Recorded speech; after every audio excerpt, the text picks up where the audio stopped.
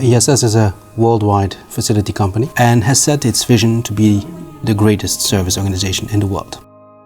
GREAT is a journey, it's not such a project. GREAT stands for Change Towards a Customer-Centric Organization, a unique way of offerings of integrated services to the market, not only in Belgium but worldwide. Also implies that next to the customer-centric organization being put in place, we also change processes, centralization, automatization, but also a review of our people and of course their skills required to make greater success. If you want to transform a company of our size, you definitely need a project management approach. That's what we did. We had of course a steering committee with all the board members, also with our colleagues from the headquarters who already had experience with such transformations. But we did it with our local team and a local project manager. Key in this approach is of course constantly progressing, feedbacking and communicating with the staff. And our people are key to our company, so we intensively communicated with them on the different milestones that we designed, reached and implemented.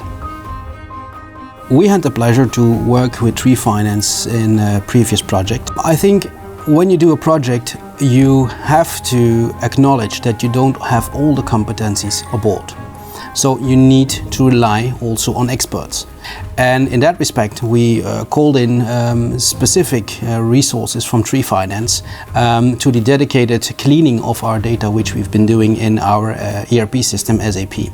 And the knowledge from an external expert is key in, let's say, progressing fast and focused on the changes you want to achieve. For GREAT, we required project management skills.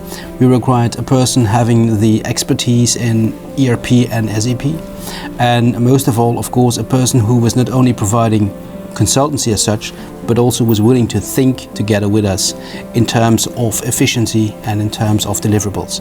And in that respect, TriFinance has played a key role for our GREAT project.